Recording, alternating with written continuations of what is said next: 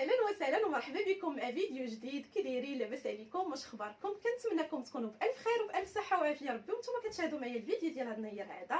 اليوم ان شاء الله جبت لكم فيديو جديد من الفيديوهات اللي كيعجبوكم وبزاف دائما كتخليوها ليا في التعاليق شاكي معنا طبيلات ديال الكوتي. واليوم ان شاء الله غنتقاسم معكم طبيله ديال الكوتي يعني متنوعه اقتصاديه وفي نفس الوقت راقيه فقط ب 25 درهم. غيكون واحد التحدي مع واحد اليوتيوبر ان شاء الله نخلي لكم المقطع ديالها باش تشوفوها وتعرفوا عليها اكثر.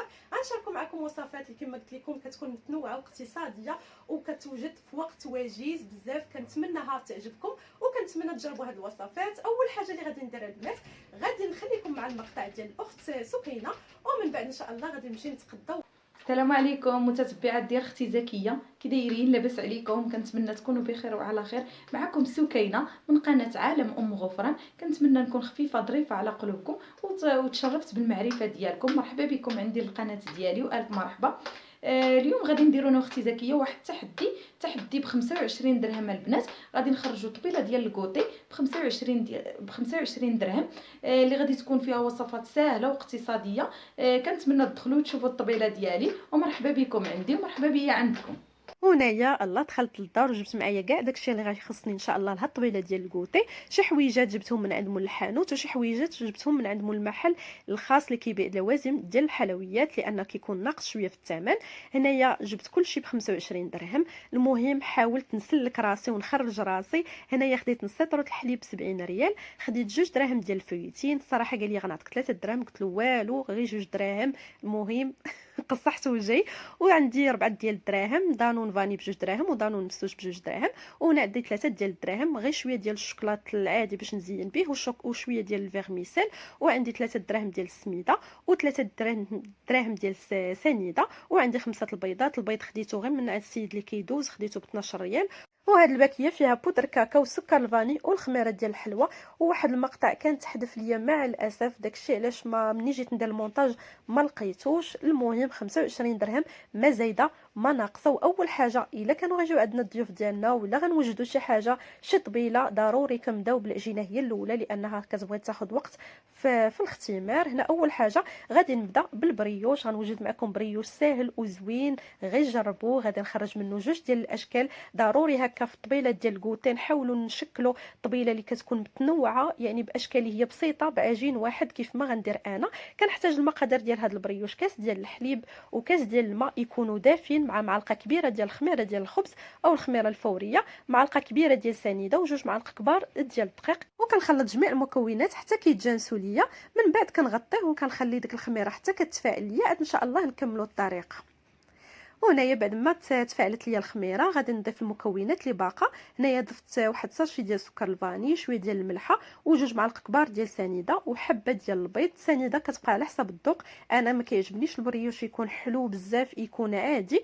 هنايا غادي نخلطهم مزيان ومن بعد غنضيف نص كاس ديال الزيت. هنايا كما شفتوا معايا داكشي كامل هو اللي خديت ب 25 درهم. والمكونات الاساسيه اللي كتكون عند كل سيده في المطبخ ديالها: الزيت والدقيق والملح. ضروري هادو خاصهم كيكونوا عند كل سيده فيما كنبغيو نعجنوا اولا كنحتاجوا. راه كنلقاو الزيت والدقيق والملحه. مازال المكونات الاخرين كان بعض الخطرات كيساليو كنضطروا اننا نخرجوا نشروهم. عكس الزيت ولا الدقيق ولا الملحه ولا الخميره ديال الخبز، هادو راه ضروري خاصهم يكونوا راه من الاساسيات كنستعملوهم تقريبا راه يوميا. وهنايا كنت ضفت نص كاس ديال الزيت خلطته مزيان وغنبدا نضيف دابا الدقيق تدريجيا. ومن بعد غنضيف عليهم خماره ديال الحلوى. انا غنحيد الضرب اليدوي وغنجمع العجين غير بيدي. كما كتشوفوا هذا هو القوام اللي كنحصلوا عليه، ما كيكونش قاصح، كيكون خفيف شويه. انا غادي نغطيه ونخليه حتى كيتضاعف الحجم ديالو وان شاء الله عاد غادي ندوزو ان شاء الله باش غادي نشكلوه. وغادي ندوز دابا غادي نوجد اسهل واسرع كريم باتيسير ممكن توجدوها. كما قلت لكم البريوش غنديروا بجوج الاشكال، غيكونوا المذاقات مختلفه وحتى الاشكال مختلفه. غندير واحد بالكريم باتيسير كما غتشوفوا معايا. هنايا كنحتاج صفر ديال البيضه والبياض غنحتفظ به حتى نستعملو في الكيك. غنستعمل معلقه كبيره ديال سنيده ومعلقه كبيره ديال الدقيق الدقيق. ممكن تستعملوا النشا او مايزينا، من الاحسن كتعطي مذاق احسن، وساشي ديال السكر الفاني وكاس ديال الحليب. غنخلط هاد المكونات مزيان حتى كيتجانسوا ليا، وغنديرهم فوق البوطه نقص عليهم مع التحريك المستمر حتى كيعقدوا ليا، وكتولي عندي كريم باتيسير بهذا الشكل هذا. صافي هنايا غادي نغطيها وغادي نخليها على جنب، وغادي ندوز باش غادي نوجد معكم واحد الكيك اللي كيجي حتى هو زوين وكيجي راقي في المنظر كما غتشوفوا معايا، وكيجي خفيف. هنايا غادي نستعمل هذاك البياض اللي كنت حيت من صفر البيضه اللي كنت استعملت في كريم باتيسير، وغنزيد عليه بيضه وحده، وغنستعمل 4 المعالق كبار ديال سنيده، تقريبا نص كاس ديال سنيده كتبقى على حسب الذوق. وغادي نستعمل القبيصه ديال الملحه، وغادي نستعمل ساشي ديال سكر الفاني، وغادي نخلطهم مزيان حتى كيتجانسوا ليا. ومن بعد غادي نضيف اكثر من نص كاس ديال الزيت. انا دائما الكيك ما كنديرش فيه كاس عامر، اما كندير نصف كاس ولا كاس لاروب، هذا دائما عندي في الكيك، لان جوجيترو كتقدني في الزيت في الشهر، لان بزاف ديال الاخوات كيقولوا لي لا ما يمكنش جوجيترو حنا ما كتقدناش كنقليو بزاف. انا من داك النوع راه ما كنقليش، ومن داك النوع ما كنستعملش الزيت بزاف. ياك في بانكيك راه شاركتو معكم كنستعمل غير ربع كاس، الكيك كنستعمل نص كاس ولا كاس لاروب. ملي كنبغي نطيب كنحاول نطيب بزيت البلديه من الاحسن هكا. المهم كل وحده كتعرف كيفاش تمشي راسها وتسير راسها. انا هذه هي الطريقه ديالي، وجوجيترو كتكفيني الشهر كامل. انا كنت ضفت الزيت، خلطت مزيان، ضفت كاس ديال الحليب، ومن بعد غادي نبدا نضيف الدقيق بشويه بشويه، وغنزيد 2 خمارات ديال الحلوه. غادي نخلط هذا الخليط مزيان. راكم عارفين الخليط ديال الكيك ما كيكونش قاصح وما كيكونش خفيف. الا كان قاصح الكيك راه ما كيجيناش زوين، والا كان خفيف بزاف الكيك مني كيطلع راه كيعاود يهبط وما كيجيناش حتى هو زوين. هنايا غنخلط، وهذا هو القوام اللي غنحصل عليه. وغنضيف 2 ساشيات ديال بودر كاكاو، غنستعملهم انا كاملين، لان الا استعملت وحده ما كيجينيش الكيك يعني بهذاك اللون ديالو مغلوق، كيجيني داك الشوكولاط مفتوح بزاف. داكشي علاش كنستعمل 2 ساشيات. غادي نخلطهم ملي كيتجانسوا ليا حتى هما. غنضيف شويه ديال فيرميسيل ديال الشوكولا، كيعطي صراحه حتى هو واحد المذاق زوين لهذا الكيك. ومن بعد كنجيب مول ديال الدجاج اللي دائما هذاك هو اللي كنستعملو في الكيك، وكنستعملو حتى في البريوش، كنستعملو في الكغاطا، دائما كنستعملو. كنت خديته من مرجان بالنسبه للاخوات اللي سولوني.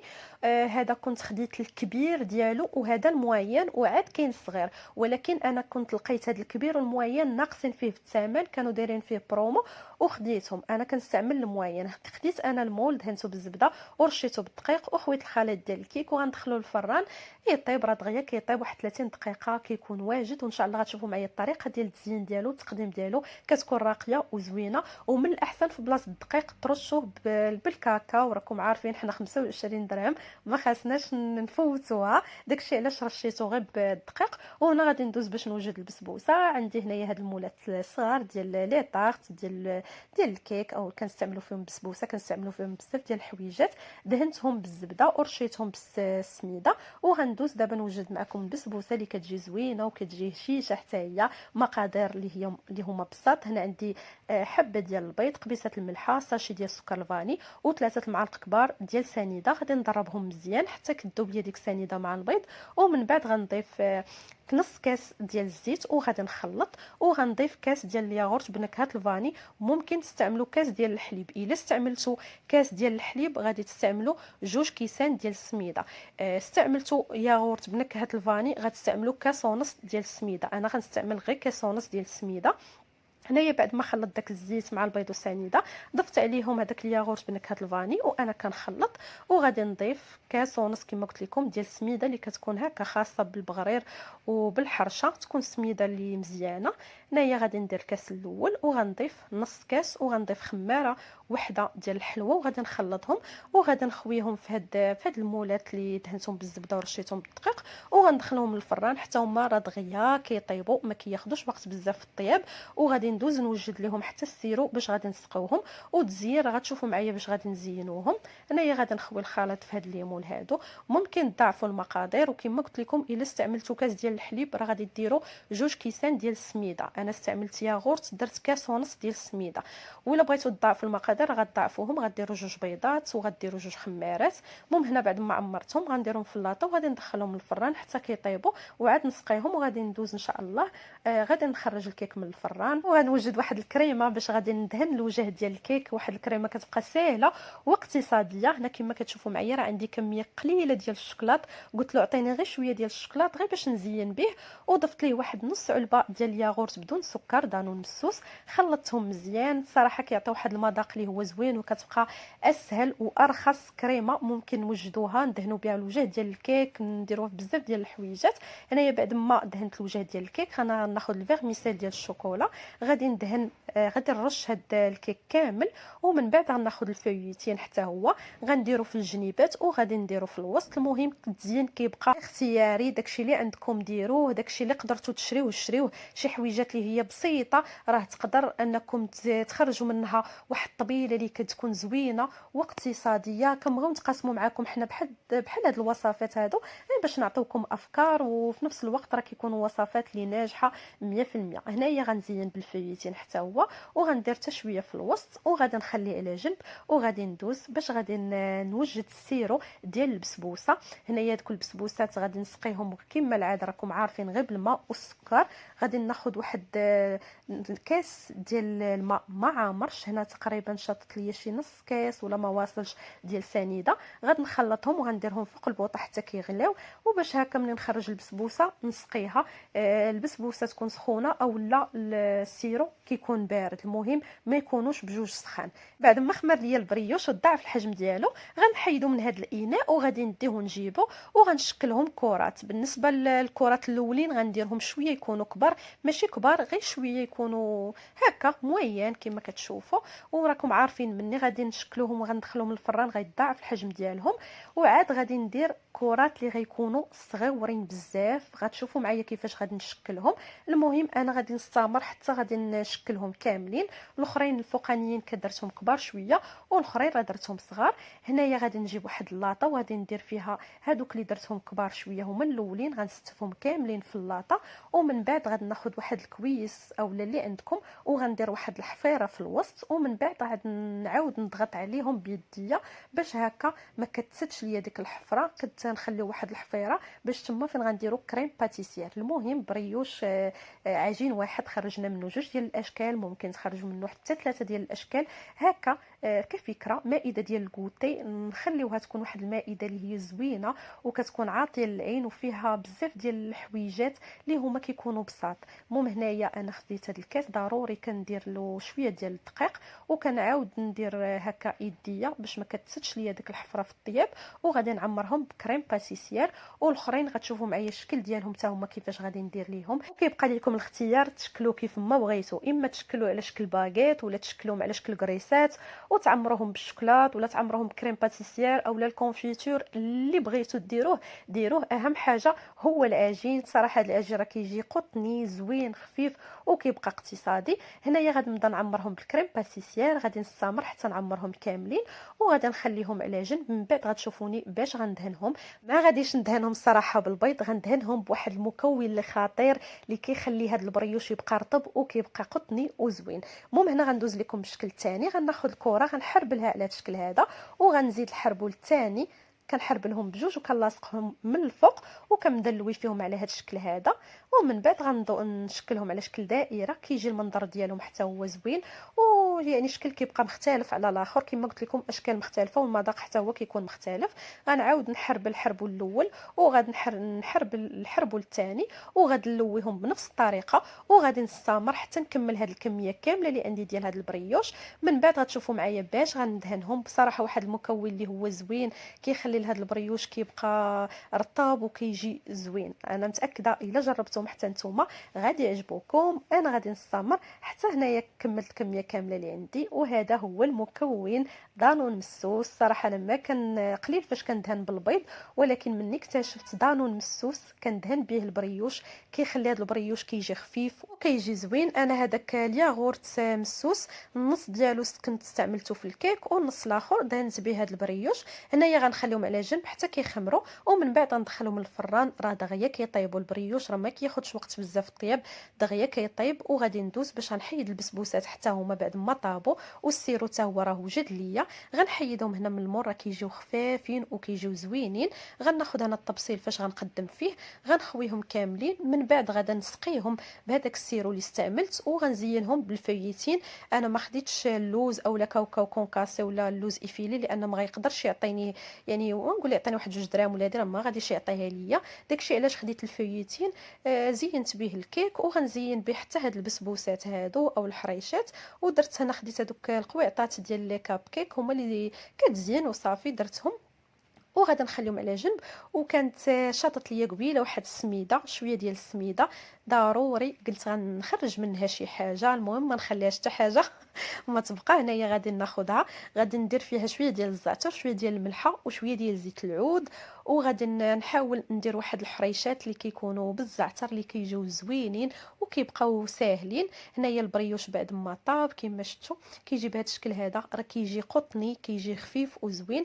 هنا بقى لي واحد شويه ديال الفيرميسيل ديال الشوكولا غنزين به من الفوق، وغادي نكملهم نحطهم بهذا الشكل هذا. وغتشوفوا معايا الشكل النهائي ديالهم كيفاش كيجي، والشكل النهائي ديال الشكل الثاني ديال البريوش حتى هما. ممكن انكم دهنوهم بالكوفيتير وطرشوهم بالكوك في الجناب، الاخرين حتى هما دهنوهم بالناباج، دهنوهم بالعسل.